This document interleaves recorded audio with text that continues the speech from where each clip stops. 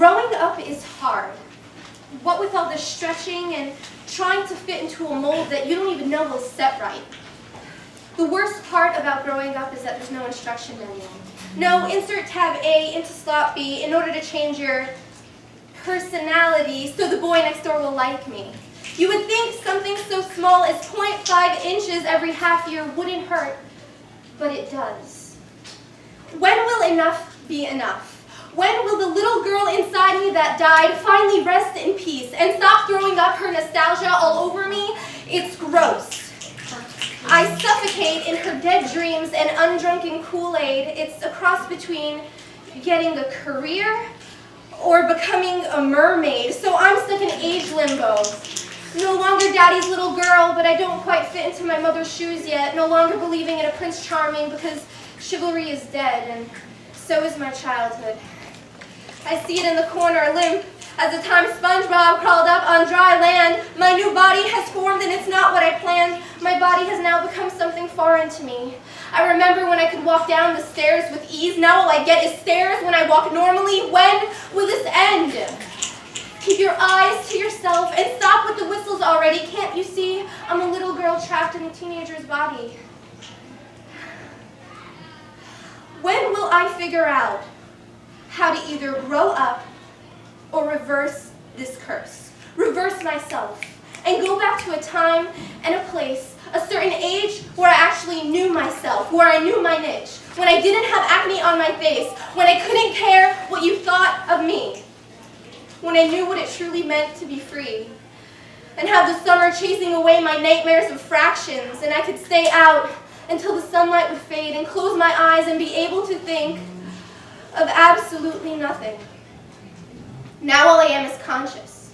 It kills me to think if I had a genie and he'd give me one wish, I wouldn't wish for world peace, just Abercrombie and Fitch and a nice little body to fit under it, just so in society I would fit. No end to world hunger, just the start of my own. No real friends because I'd take anything not to be alone.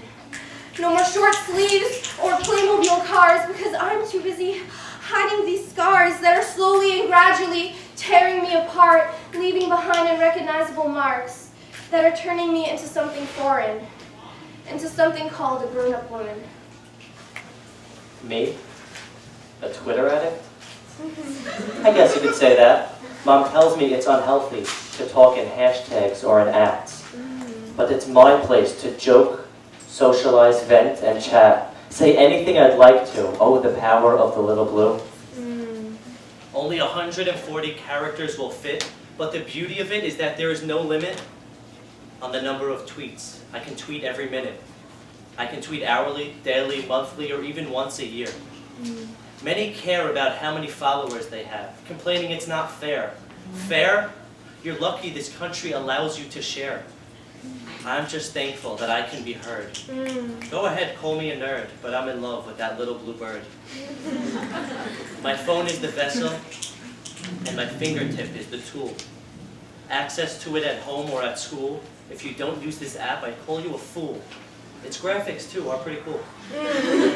No one can tell me what to tweet. Not my parents, not my friends, not my teachers, no one. Because it's my Twitter, and it's my place to express myself. So yes, I'm addicted to expressing my feelings, but it's better than keeping it in until I'm literally squealing. And that's why I love tweeting and tweeting. Oh, wow. This poem is called I Don't Slam on Shabbos. Stop! Don't touch me there. This is my Shomer Square. Like a chant I say warning you to keep away, but still you advance. Why? The introverted girl who lives in a bubble, sees the world through tunnel vision, blinders on each side, asks you not to touch her, and you leave her be. The germaphobe down the street, who holsters Purell bottles like weapons, washes her hands after every casual encounter, asks you not to touch her, and you leave her be. Why? When it comes to me, who's God on high commanded me to keep away, do you advance? Do you think you're going to save me, cure me of my diseased ideology? You offer me 3 reasons, A, B, C. A, you say, it's just a handshake, not sex, irrelevant, no. B, you plead, you just haven't touched me yet, sex is still no. C, C's my favorite C. You're lying to me. You're not Shomer. I've seen you. Wear your hair down, watch TV, seen you talk to boys on street corners, C. See, guess you've never met me. I'm a new breed of orthodoxy, learning to live halachically within the laws of modernity, skirts to the floor, ears open to the world. Best bar your windows, lock your doors, because we're infecting into your children's minds and nesting. Cover their ears, cover their eyes, because we've cracked the code on how to live religiously. We go to the poetry slams in East Harlem with our kippot on, rap in the car, shweki at home, and we do not touch. Because we have learned to connect mentally, intellectually, a new form of spirituality. We dye our hair to match our tefillin boxes, paint our nails to match our mother shaitels, finding God in the corners of speakeasies, hidden in the walls at open mic nights, whispered to us between lines of poetry see. Guess you've never met me. I'm a new breed of orthodoxy, and my heart beats loudly in my chest. Aleph, Bet, Gimel.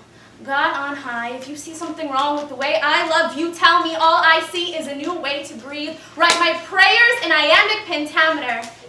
Hashem Elokeinu, Hashem Echad, God made me one. Unique individual in His image, blue hair, combat boot stockings ripped at the seams. See, you want to touch me? Touch my soul. The faces of imagination. The seeds of innovation. Nurtured, fueled through the mind. A voyage into an empty page is guided by a paintbrush, a scepter to decree creativity, a key to unlatch imagery, an idea brought to life, tangibly frontal at eyesight. How each line is placed, how it's curved, and how it's framed. Two lines may seem the same, yet different in every way. Whether black or white, or rainbow spangled, with any tool you could grasp at any angle. At any chance, the journey of the paintbrush ends with one last lash. A plunge into a clean fold, a crisp slate, is through the clench of a pencil. To capture cognizance, a relative from far away. Only one word can match the mold. One term can fit this frame. The prime thoughts on my mind meet the paper with flowing ink. Words drenching the page, overflowing within any ear's range. The ears and eyes make a picture no paintbrush can compile. Through the very prose they devour, in essence, the plummet of the pencil is all but sour. One idea, short yet sweet, to depict as perceived, the epitome of transforming the blank, the unknown, through the blend of what you yourself possess. It's sitting inside you, devouring you, attempting to break free of you. To unlock the gates of fantasy, one can grasp any tool of imagery, from paintbrush to pencil to charcoal to speech. An eye for an eye, that motto cannot be. Through any eyes of any kind, no two eyes are those alike. From bleary to keen, one's own vision has an entity of unique.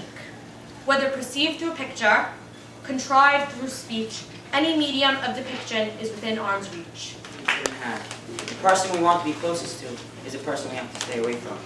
Love is evil. What is love? What is evil? It is one and the same, one and the other. Love is evil. Long nights crying, all day worrying. She loves me not. Love is evil. No, love is not evil. It is pure happiness. Love lasts a lifetime until death do us part. Love is not evil. It gives us the lowest of the lows, but it gives us the highest of the highs. Every relationship is doomed to fail until one does not. But love is evil unless it isn't. It blinds you, it shadows you, it overcomes you, it is you. Love is evil. I am afraid of knowledge, afraid of what he can do to me, yet overwhelmed of how he can transform someone into somebody. We obey him and trust him when we are facing our toughest challenges. However, we defy him and neglect him when overconfidence and arrogance predominate our consciousness. Knowledge. He has the power to instruct our lives and determine where we will end up. He has the power to discourage us and lead us to failure, distress, and depression. However, he He does not have the power to destroy our perseverance, persistence, assurance, and bravery. When we possess determination, knowledge, it can no longer control how we live. It can no longer control the way we think and act. It can no longer have a negative impact on our lives. Rather, it turns into a positive force. A force that will motivate us to achieve more than what we expected. Thoughts of giving up and living the life of a buffoon are common. However, thoughts of maturity and composition are almost never given the chance to express themselves. Whose fault, you may ask? Not mine, not yours, and not God's. It is everyone's fault. The peer pressure, the jealousy, the admiration, and the wishes, it all comes back to Him. Knowledge, your knowledge, is the only one that can save you from this type of distress. The only one that can make you strive to become somebody. Knowledge is the catalyst to the chemical reaction you decide to stimulate. He is the keyhole to the sealed gate, and you are the key. He is the mental impulse, and you are the physical coercion. Just do yourself a favor and believe. Believe, achieve, and succeed.